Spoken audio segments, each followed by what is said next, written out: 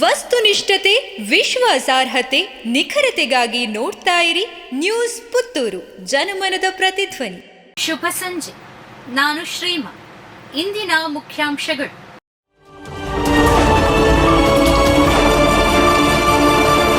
ಬಾಲಕಿ ಮೇಲೆ ಲೈಂಗಿಕ ದೌರ್ಜನ್ಯ, ಜ್ಯೋತಿಷಿ ಪ್ರಸಾದ್ ಪಾಂಗಣ್ಣಾಯರಿಗೆ ಜಾಮೀನು ಮಂಜೂರು.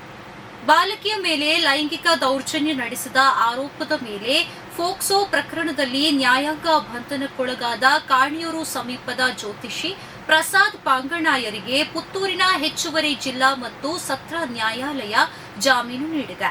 ಬಾಲಕಿ ಮೇಲಿನ ಲೈಂಗಿಕ ದೌರ್ಜನ್ಯ ಆರೋಪದಲ್ಲಿ ಸೆಪ್ಟೆಂಬರ್ 19ರಂದು ಬೆಳ್ಳಾರೆ ಠಾಣಾ ಪೊಲೀಸರು ಆರೋಪಿಯನ್ನ ಬಂಧಿಸಿದ್ದರು. ವಿಟಿಯು ರಾಜ್ಯ ಮಟ್ಟದ ಸ್ಪರ್ಧೆಯಲ್ಲಿ ಚಿನ್ನ ಹಾಗೂ ಬೆಳ್ಳಿಯ ಪದಕದ ಸಾಧನೆ. Vivekananda college of engineering and ಟೆಕ್ನಾಲಜಿಯ ವಿದ್ಯಾರ್ಥಿಗಳು ವಿಶ್ವೇಶ್ವರಯ್ಯ ತಾಂತ್ರಿಕ ವಿಶ್ವವಿದ್ಯಾನಿಲಯ ರಾಜ್ಯ ಮಟ್ಟದ ಅಂತರ್ ಕಾಲೇಜು ಭಾರ ಎತ್ತುವ ಸ್ಪರ್ಧೆಯಲ್ಲಿ ಒಂದು ಚಿನ್ನ ಹಾಗೂ ಒಂದು ಬೆಳ್ಳಿ ಪದಕವನ್ನ ಗಳಿಸಿಕೊಂಡಿದ್ದಾರೆ.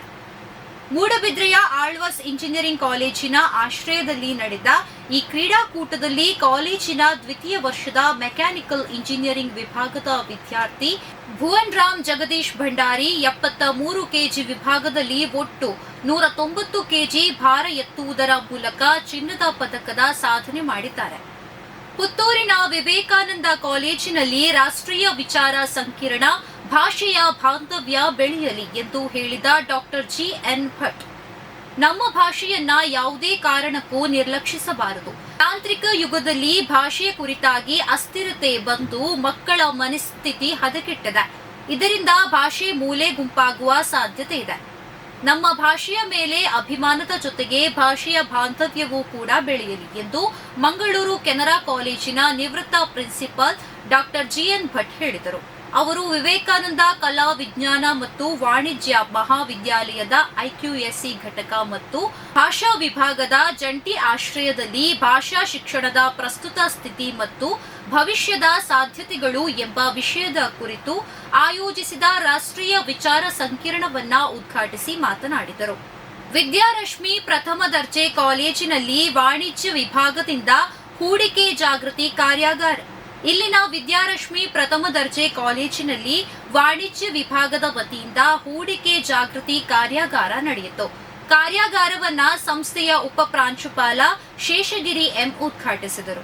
ಕಾರ್ಯಾಗಾರ 2 ಅವಧಿಯನ್ನ ಒಳಗೊಂಡಿದ್ದು, ಸಂಪನ್ಮೂಲ ವ್ಯಕ್ತಿಯಾಗಿ MFI rich mutual fund distributor ಮತ್ತು financial adviser Niranjan Rai stock market ಮತ್ತು ಮ್ಯೂಚುವಲ್ ಫಂಡ್ ಎಂಬ ವಿಷಯಗಳ ಬಗ್ಗೆ ಮಾಹಿತಿ ನೀಡಿದರು.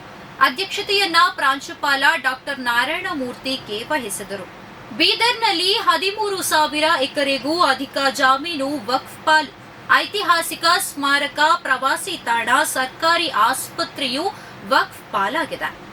ವಿಜಯಪುರದ ಬಳಿಕ ಈಗ ವಚನಕಾರ ಬಸವಣ್ಣನವರ ಕರ್ಮಭೂಮಿ ಎಂದೇ ಅರಿಯಲ್ಪಡುವ ಬೀದರ್ನಲ್ಲೂ ಸಾವಿರಾರು ಎಕರೆ ಭೂಮಿ ವಕ್ಫ್ ಕಬಳಿಸಿರುವುದು ಬಹಿರಂಗವಾಗಿದೆ. ಬೀದರ್ನಲ್ಲಿ ಬರೋಬ್ಬರಿ 13,295 ಎಕರೆ ಭೂಮಿ ವಕ್ಫ್ ಪಾಲಾಗಿದೆ. ತಲೆತಲಾಂತರಗಳಿಂದ ಕೃಷಿ ಮಾಡುತ್ತಿದ್ದ ಸಾವಿರಾರು ಎಕರೆ ರೈತರ ಜಮೀನಿನಲ್ಲಿ ವಕ್ಫ್ ಹೆಸರು ಸೇರಿಕೊಂಡಿದೆ. 13,295 ಎಕರೆ ಜಮೀನು ತನ್ನದು ಎಂದು ವಕ್ಫ್ ಬೋರ್ಡ್ ಅಧಿಕೃತ ದಾಖಲೆಯನ್ನ ನೀಡಿದೆ. ಪ್ರತಿದಿನದ ಸುದ್ದಿಗಳಿಗಾಗಿ ನೋಡ್ತಾ ಇರಿ ನ್ಯೂಸ್ ಪುತ್ತೂರು, ಜನಮನದ ಪ್ರತಿಧ್ವನಿ. ಧನ್ಯವಾದಗಳು. ವಸ್ತುನಿಷ್ಠತೆ, ವಿಶ್ವಾಸಾರ್ಹತೆ, ನಿಖರತೆಗಾಗಿ ನೋಡ್ತಾ ಇರಿ ನ್ಯೂಸ್ ಪುತ್ತೂರು, ಜನಮನದ ಪ್ರತಿಧ್ವನಿ.